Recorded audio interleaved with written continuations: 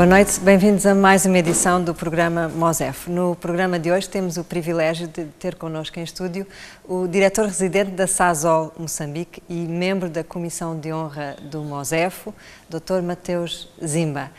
Dr. Mateus Zimba, muito obrigada pela sua presença aqui connosco nos estúdios da STV. Temos em breve a próxima conferência MOSEF de 2015, que vai ser dedicada ao setor de recursos energéticos. Este é um setor crítico, naturalmente, para o crescimento equilibrado de Moçambique. Dr. Zimba, como é que olha para este setor, neste momento muito particular, tendo em conta todas as oportunidades, mas também os desafios enormes que se colocam ao nível do desenvolvimento? Acho que primeiro acho que é uma sequência boa, não é? Olhando para a sequência de eventos termos começado pela agricultura, é uma boa mensagem. O setor energético tem... Dr. Zimba, desculpe começar por interrompê-lo, eu prometo não interromper muito ao longo do programa, mas porquê é que é uma boa mensagem? É porque é uma das coisas que me preocupa, ou que talvez penso nela mais do que me preocupar, é que hoje falar de energia neste país, em particular depois das grandes descobertas de recursos, mesmo com o carvão um pouco, mas o gás natural colocou Moçambique numa posição onde as expectativas, as exigências, etc., mudaram. E ao mudar-se, podem-se mudar até paradigmas de desenvolvimento. E eu acho que ao iniciar-se com a agricultura, voltamos a pôr o acento tónico onde ele tem que estar. Vamos falar de energia, mas com tudo que a energia pode fazer, é importante perceber que a energia é transversal, é importantíssima, é talvez até um veículo, é um motor, é tudo isso, mas em última análise, este país tem uma grande parte da sua população que ainda está no setor agrícola e a conferência teve penso eu, também o facto de ter sido o primeiro tema debatido. Acho que é uma mensagem boa para todos nós, de que sim, recursos energéticos, sim, o gás natural, mas muito mais ainda, é bom não esquecermos da agricultura, porque é lá que nós vamos ter, em última análise, em primeira e em última análise, vamos ter que olhar para a agricultura deste país. E eu só espero que a própria energia, exatamente. Poderá ser uma alavanca para o desenvolvimento das outras indústrias. Poderá, deverá. Mas há uma pergunta de partida que, de certa forma, também foi a pergunta que originou o próprio MOSEF, o Fórum MOSEF, que é, nós estamos nesta fase de grande expectativa, como o doutor disse, sobretudo motivada por esta abundância de recursos. No entanto, como é que podemos agarrar esta oportunidade para garantir que essa riqueza e esses recursos gerem bem-estar para toda a população? O setor energético, como eu disse, tem esta característica intrínseca de ser transversal, porque para a própria definição de energia, não é? Que é uma definição curiosa, que esta capacidade, não é, de produzir trabalho, de transformar matérias de um estado para o outro. Em última análise, é isso que nós fazemos no setor energético. Mas tudo isto só vale quando o produto com que nós lidamos, seja ele eletricidade, sejam ele produtos químicos, seja ele energia motora e outros, acabam servindo o fim para o qual nós fazemos os investimentos a montante. Neste caso, eu quero colocar a energia a montante. E Moçambique está, neste momento, ainda bem que tivemos as descobertas que tivemos, ainda bem que o desafio que temos é o que nós temos. Portanto, digamos assim, que é um bom problema de se ter. Exato. Um problema é um problema, mas é um problema também uma oportunidade para nós podermos encarar as coisas e resolvermos situações. E neste sentido da transversalidade do setor energético, eu sinto que Moçambique vai poder, se nós fizermos as reflexões corretas, as escolhas corretas, porque é tudo uma questão de escolhas, priorizarmos de forma não só sistematizada, mas também, desculpa a repetição, de forma correta. Eu estou plenamente convencido de que daqui a uns anos ficaremos com a consciência tranquila de que afinal era um bom problema de se ter. E eu estou a olhar para as expectativas que foram criadas, mas uma questão é gerir expectativas, no sentido de a retórica, as mensagens que damos, serem as mensagens corretas. Mas muito mais do que isso, o importante é as pessoas estarem tranquilas, confortáveis, de que nós estamos a fazer as coisas corretas, com os recursos que nós descobrimos. E é aqui onde se colocam as questões sobre onde é que estão as prioridades, as questões da participação local, as questões sobre devemos ou não criar fundos, que tipo de fundos. Portanto, todo este debate em torno dos recursos é sempre uma oportunidade de nós fazermos as escolhas corretas e não vamos acertar sempre. Mas estou consciente de que, enquanto nós mantivermos o espírito de inclusão, enquanto nós consultarmos, enquanto nós estivermos abertos a aprender, enquanto nós tivermos a consciência e agirmos em conformidade com o facto de que, sim, descobrimos recursos, mas não é essa a chave. A chave não está aí. A chave está dentro de nós, a chave está em cada um de nós. A chave está em nós fazermos de nós pessoas e coletivamente, não é? Um povo, um país que sabe usar o que tem.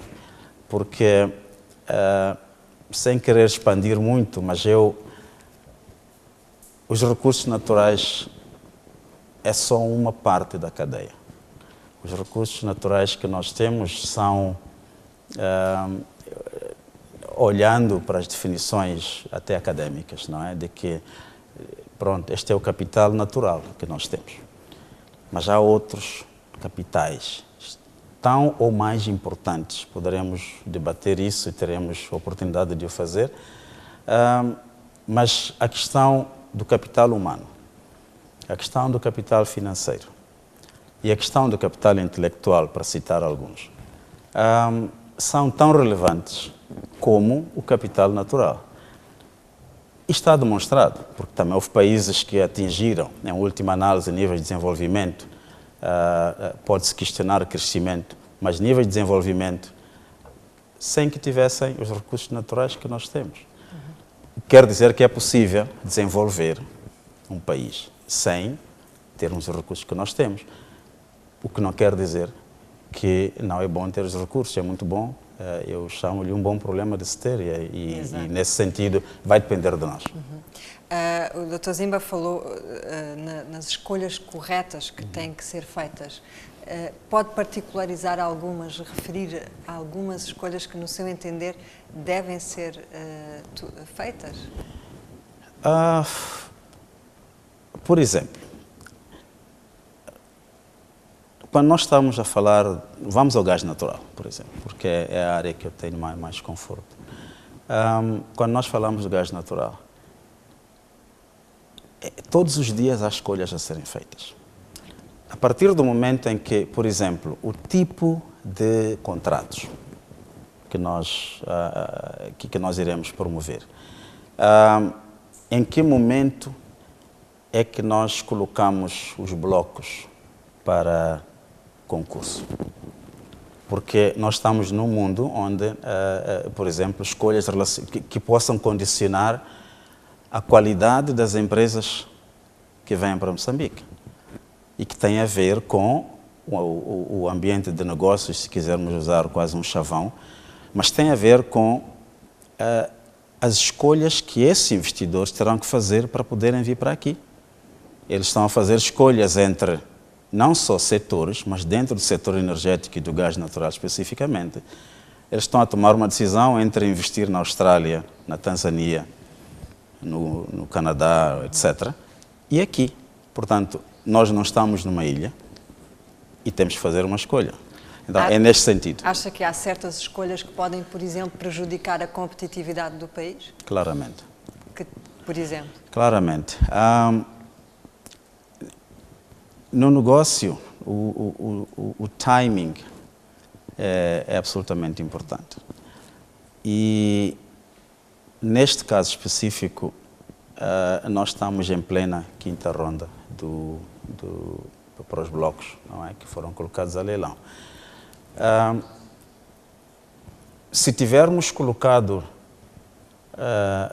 e há alguns desafios em torno disso, acabamos fazendo, por exemplo, neste momento nós iremos para o mercado num momento em que o barril de petróleo, por exemplo, perdeu cerca de quase 60% do seu valor comparado com 10 meses atrás. A pergunta é, que não são escolhas, quer dizer, nós quando colocamos os blocos não era este o preço do barril, mas hoje são escolhas que vamos ter que fazer, temos que viver com as consequências disso. Esse é um. A questão das políticas que incentivam ou não e como a participação do empresariado local. São escolhas que nós fazemos, porque são políticas, são elementos que dependem de nós, dependem dos decisores, dependem do elemento humano, não tem outros elementos. Nós temos perfeito controle sobre as políticas que quisermos implementar e, mais do que isso, monitorá-las e etc.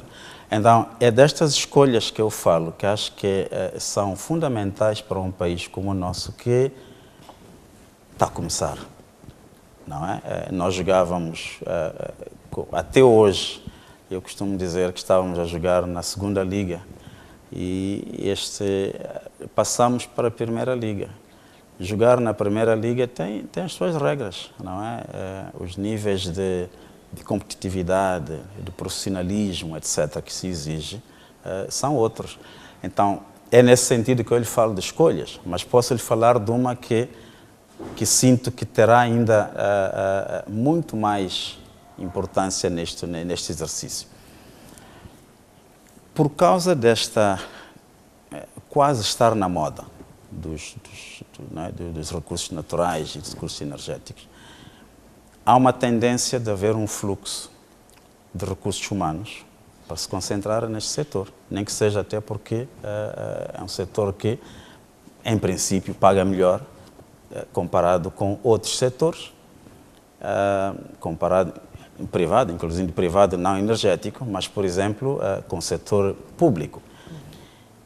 Isto vai implicar, do nosso lado, políticas e sistemas de incentivos para evitarmos que esta migração não seja de tal ordem que depois tem preços que a gente irá pagar a posterior.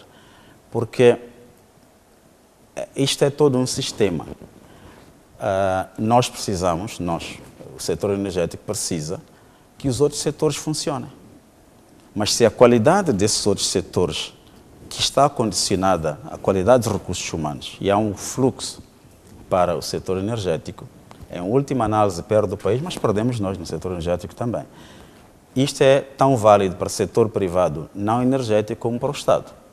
Não é? O setor público é claramente vítima disto, onde os melhores, e é óbvio, porque a nível individual, por que eu não faria isso? Se eu tenho uma oportunidade onde eu posso tomar conta da minha família, não é melhor, obviamente irei fazê-lo. A única forma de retirarmos este elemento individual é através de políticas e mecanismos de incentivos próprios que permitam as pessoas manterem-se onde elas estão e podermos equilibrar isto a um prazo mais ou menos médio, porque a curto prazo vai haver um choque, não tenho dúvidas que este processo os setores não energéticos irão se ressentir disso. Há pouco falou na questão da participação do empresariado local e também na política de desenvolvimento do conteúdo local, não é? Que, tanto quanto sabemos, está ainda em processo definição. Qual é a sua visão particular sobre este tema do conteúdo local? Concorda, por exemplo, que se estabeleçam metas ou limites, vá lá, para volume de compras locais, aquisição de bens e serviços, fornecedores locais? Qual é a sua visão? A participação local é uma questão que eu penso que o país faz opções, porque é tratado de forma diferente por diversos países. Há, digamos que, um entendimento geral de que é algo bom para ser feito, até que ponto é um imperativo para as próprias empresas estrangeiras, internacionais, que vêm, é discutível, depende das áreas onde elas estão, mas se estivermos a falar do setor energético, a questão da participação nacional tem que ser vista e contextualizada. Porque a participação nacional, voltemos ao gás, não é? E é válido também para o carvão. O carvão deu-nos alguns exemplos sobre esta questão de participação nacional. O nível de investimentos que são requeridos no upstream, na pesquisa dos hidrocarbonetos, são elevadíssimos, ao mesmo tempo que o risco é elevado. São dois elementos de uma equação que vão condicionar extremamente o que vai acontecer a seguir. Portanto, o país e as empresas têm que, em função dos recursos que têm, e temos como país, decidir qual é o nível de risco, qual é o apetite de risco que nós temos. E isso deve determinar políticas e estratégias mesmo de como é que nós queremos implementar, porque está concordado, e eu penso que ninguém vai discutir a questão sobre a participação local. A questão é como, onde, quando. E quando estamos a falar de recursos como o gás natural, onde e quando é um dos debates que nós temos que ter. Onde significa, não é uma questão geográfica, é onde na cadeia. Nós temos uma fase de investimentos bastante altos, que é na fase de pesquisa. Dá-nos uma licença e nós temos cerca de 3 a 4 anos, onde entre sísmica e perfuração, estamos à procura dos recursos. Depois temos uma fase de avaliação destes recursos, um pouco mais curta, e só depois é que nós entramos na fase de desenvolvimento. O que eu quero dizer é o seguinte: se eu tiver me envolvido na fase inicial deste processo, que é de exploração, tenho que estar preparado, para perder, não é? 2, se houver sucesso, para esperar o tempo que leva até chegarmos ao momento em que, na fase de desenvolvimento, não são retornos ainda, não é? Há que pagar os investimentos feitos, etc. O que eu quero dizer é o seguinte: como qualquer um de nós, quer a nível individual, quer a nível de empresas, quer a nível do país, a capacidade e o apetite para o risco tem que ser definida, por causa da associação com a possibilidade de o indivíduo perder, não é? De ganhar e perder, que neste caso não é 50-50. A média da fase de exploração é 30%, e é uma média para cima. O que quer dizer que, por cada $100 que eu meto, a probabilidade de eu perder 70 é bastante grande. Então, isto tem que instruir as nossas decisões sobre conteúdo local na área dos hidrocarbonetos. Aonde, portanto, queremos entrar na fase de exploração, queremos entrar na fase de descobertas ou não. E depois temos o conteúdo, isto em relação às próprias licenças. Depois temos a questão do conteúdo local na perspectiva de prestação de serviços, que é outro assunto.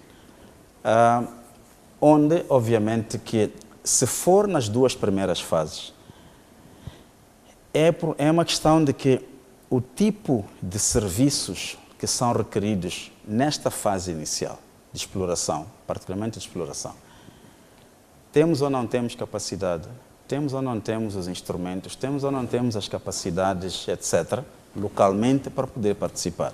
Se não os temos, que soluções é que se afiguram para nós? Parcerias, etc. Eu não vou falar dos elementos financeiros. Portanto, o que eu quero dizer é, com todo este argumento, é de que, número um, é um imperativo, quer nacional, quer para as empresas, porque só há vantagens em ter-se empresas, não é, locais participando na cadeia. Mas é preciso ter essa perspectiva de cadeia de valor.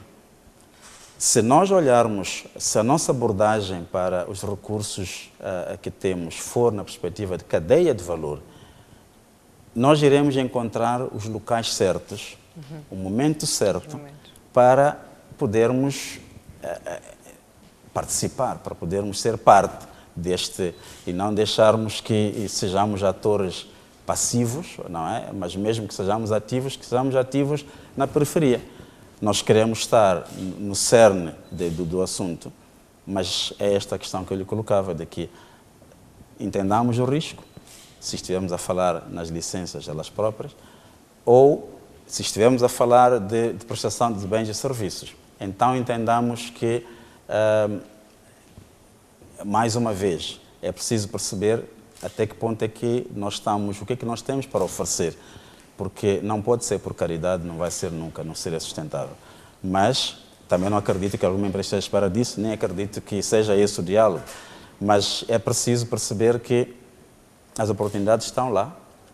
E o que eu acho é que um dos debates que é muito corrente é até que ponto é que nós sabemos quais são, onde é que elas estão. E levanta-se a questão sobre a transparência. Se as empresas, não é, são abertas o suficiente para colocar à luz do dia as oportunidades, descrevendo-as com antecedência, explicando-as, etc., para que, de forma realista, não é, as empresas nacionais possam, de fato, participar. E nisto o Estado, não é, tem um papel de garantir que as empresas não se escondam nas complexidades e noutros argumentos para justificar, entre aspas, porque é que em vez de 5, é só 10% de participação. Sobre a questão dos valores, se devemos ou não fixar valores. Ainda bem que voltou à questão, senão eu teria que... Eu acho que vai ser difícil. Talvez é bom que tenhamos, talvez é bom, porque nem que seja para forçar o envelope ao ponto em que obrigue, não é, que o target seja de tal maneira que todos nós tenhamos referências para o fazer. Porque também não acho bom que não haja. O que eu não sei se vai ser um target ou se vai ser, é preciso ser trabalhado isto de tal maneira que nós não façamos coisas nem muito para baixo e que seja fazer só por fazer, mas também não é muito para cima, que sistematicamente estejamos em ambientes de incumprimento, não é? Então, o target tem que ser fixado ou de acordo com... tem que haver mecanismos, o que eu quero dizer é isto. Eu não estou contra os targets, não estou contra valores. Discutiu-se mesmo quando foi de investimento na área de investimento social, exato, corporativo. Também se discutiu. Neste momento, optou-se por não se fixar esses valores. Exatamente por causa da complexidade e diversidade dos assuntos que se levantam em torno disso. O que não acho que implique que no momento em que se está a discutir os elementos contratuais, não haja números que possam ser fixados. A minha dificuldade é, como se diria em inglês, né, one size fits all. Eu tenho alguma dificuldade sobre isto, porque poderemos criar um ambiente onde ou de incumprimento sistemático, ou de que toda a gente cumpra, porque também o target foi de tal forma baixo que não resolve nenhum problema, digamos assim. Portanto, eu não tenho objeções frontais a fixarem-se metas. O que eu acho é que temos que ver como é que a gente implementa isso, de maneira que não seja com muito boas intenções, às vezes podemos ter um efeito adverso, um efeito que não é necessariamente aquilo que nós queríamos. Voltamos à conversa com o Dr. Mateus Zimba, membro da Comissão de Honra do MOSEF, e vamos para um breve intervalo.